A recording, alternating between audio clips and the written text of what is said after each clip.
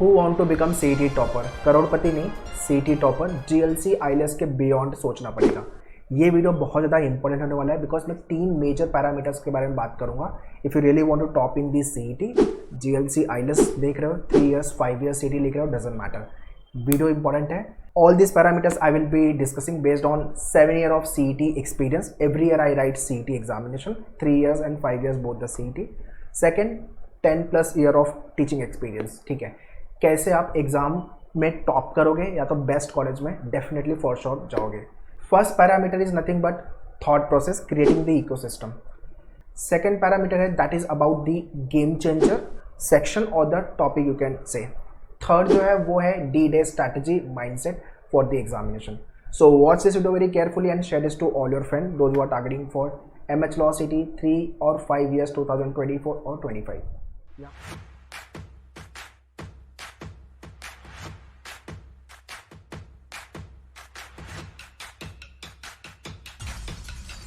So one by one let's talk about all the parameters. Number 1 पे आपका thought process, creating the ecosystem. ठीक है, वो शाहरुख खान का डायलॉग है ना, किसी चीज़ को सिद्ध से चाहो तो सारी कायनात मिलाने में लग जाती है। सेम वे आपका इकोसिस्टम क्रिएट करना पड़ेगा, बट उससे पहले माइंडसेट जरूरी है। आपका जो एटीट्यूड होना चाहिए towards your CET preparation, I will be surely cracking the examination, I will be surely top in the CET, या तो फिर जीएलसी आईएलएस या तो 130 प्लस का स्कोर। 120 भूल जाओ, 130 प्लस का स्कोर मुझे लगेगा ही लगेगा और मैं लेके ही आऊँगा। ये हो गया आपका mindset, because when you think like that आपके एक्शन में भी वो चीज़ आएगी। ठीक है। Secondly, creating the ecosystem.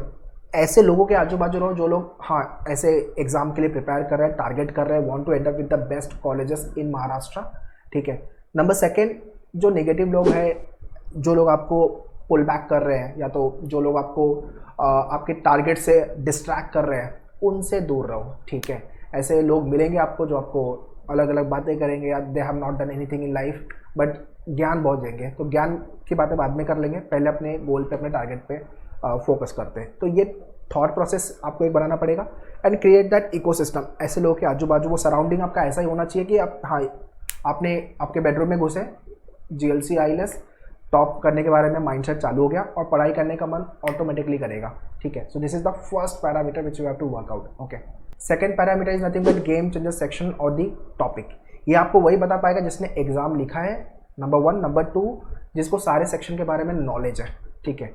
Exam centre पे जाके एग्जाम लिखना और क्या टाइप के क्वेश्चन आ रहे हैं उसको समझना और उसके बेसिस पे जो करिकुलम है वो डिज़ाइन करना, it is all together different story. तो आपको पता होना चाहिए कि नंबर 1 जीके का सेक्शन स्टैटिक पे ज़्यादा फोकस कर दिया अभी सीटी लास्ट 2 ईयर से compare to current affairs, but पढ़ना सब है बिकॉज सीटी का पेपर जो है वो अनप्रेडिक्टेबल पेपर है।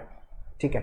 तो स्टैटिक जीके में हिस्ट्री, कॉन्स्टिट्यूशन वाले टॉपिक जो हो गए, पॉलिटी वाले क्वेश्चन, देन ज्योग्राफी, साइंस वाले क्वेश्चन, ये सब पता होना चाहिए अपने को। ठीक है। So every year we give the analysis और उसके साथ साथ आपके जो टीचिंग करिकुलम, जो आपके लाइव क्लासरूम जो सेशंस होते हैं, we take care of all kind of a topic. और लास्ट में तो और भी आपके बूस्टर्स मिलना चालू हो जाते हैं क्वेश्चंस को लेके। क्लासरूम के लिए अगर आप मुंबई में हो तो ये सारे सेंटर्स पे विजिट कर लो, एंड ऑनलाइन के लिए you can contact our team on this number. So GK is the vast section. क्या पढ़ना है, कितना पढ़ना है, कैसे पढ़ना है, अगर ये पता नहीं है then it will be a problematic. Second, English. यार being an Indian we are reluctant to read. अपने को वीडियो देखना अच्छा लगता है, राइट?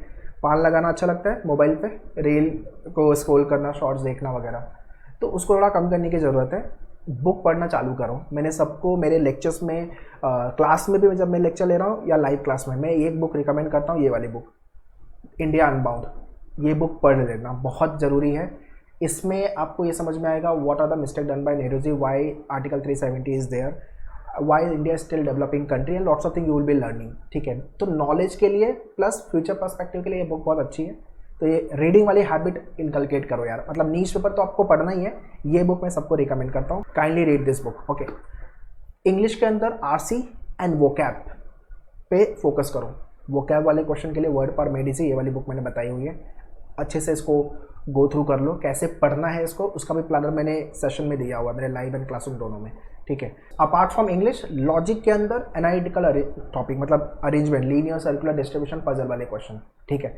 3 इयर्स वाले बोलते सर मुझे तो मैथ्स आएगा नहीं, तो मैं तो मैथ्स छोड़ देता हूँ। हाँ छोड़ दो, मैथ्स करना भी नहीं है, बट स्पीड मैथ्स का एक टॉपिक तो वो आपको पढ़ के लेना है। इसलिए क्लास लेक्चर्स में I we have this topic speed math, जहाँ पे आपको बेसिक कैलकुलेशन पता होना चाहिए। यार इस साल 2023 के एग्जाम में प्रॉब्लम्स ऑन एजेस का क्वेश्चन आ गया था, वो प्योर मैथ्स है, तो वो क्वेश्चन पूछना भी नहीं चाहिए 3 ईयर्स में, बट आया था। तो पेपर अनसर्टेन है, तो आपको पता होना चाहिए। आपने पूरे साल मेहनत की, आपको पेपर क्या टाइप का आने वाला है वो पता ही नहीं है। आप सिर्फ लगे हो, फुल फ्लेज में पढ़ रहे हो, कहीं से रैंडम मटेरियल लेके पढ़ रहे हो, यार मैंने तो बहुत पढ़ाई की, बहुत मेहनत की, बट टू द पॉइंट नहीं पढ़ रहे हो और एग्ज़ाम के रिस्पेक्ट में नहीं पढ़ रहे हो, तो प्रॉब्लम है। तो मेहनत आप कितनी भी कर लो ना, आप मतलब रूम के अंदर तभी घुसोगे जब दरवाजे पे लात मारोगे, राइट? दरवाजे पे धक्का मारोगे तो अंदर जाओगे ना, दीवार पे तो होगा नहीं। So we need to understand direction has to be right, ठीक है? तो game changer section GK, English में रीडिंग वाले पार्ट आरसी एंड वोकैब पे काम कर लेना, बाकी ग्रामर वर्बल वाले पार्ट आप कर लोगे, एंड लॉजिक में अरेंजमेंट, बाकी का ट्रेडिशनल लॉजिक कर लोगे। क्रिटिकल लॉजिक का लेक्चर आई ओनली टेक, तो सारे ट्रिक्स वगैरह I teach you. Apart from that जो लीगल वाला पार्ट है उसमें भी प्रॉब्लम नहीं आने वाली है, basic maths you should know, ठीक है? Third parameter is nothing but D day mindset, मतलब प्लानर स्ट्रैटेजी बोल लो। डी डे मीन्स जिस दिन आपका एग्जाम है उसकी प्रिपरेशन आपको एग्जाम के 3 महीने 2 महीने पहले से चालू कर देनी है। मतलब पढ़ाई तो आपकी हो गई, मतलब अगर आपने 1 साल पहले पढ़ाई की थी तो काफ़ी कुछ पढ़ के हो गया रहेगा। मेरा बोलने का मतलब है कि आप मॉक पे काम रिगरसली चालू कर दिए हो। 20 mock test this year at manoeuvre we will be launching. अगर आप क्लासरूम स्टूडेंट हो चाहे लाइव स्टूडेंट हो, you will be getting all the mock topic wise and full length mock and all the question practice part you will be getting.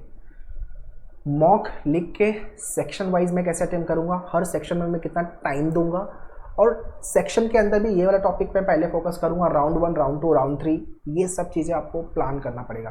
देखो सिर्फ syllabus खत्म करके अपना एग्जाम नहीं निकलने वाला है, ये सब चीज़ों पे आपको strategy planning, time management, how to eliminate the option, ये सब चीज़ों पे आपको काम करना पड़ेगा। सो अगर आप ये 3 पैरामीटर्स पे काम करते हो, बाकी तो आप सिलेबस पढ़ोगे ही, प्रैक्टिस क्वेश्चन करोगे ही, बट ये 3 पैरामीटर एक एड ऑन है, आपको थोड़ा और बूस्ट कर देगा। एक जनरल जो प्रिपेयर कर रहा है बच्चा उससे थोड़ा सा बेटर बना देगा और आपका थॉट प्रोसेस थोड़ा सा अलग हो जाएगा। So kindly start working on these 3 parameters if you want to be topper in CET 2024 or CET 2025. All the best. Thank you.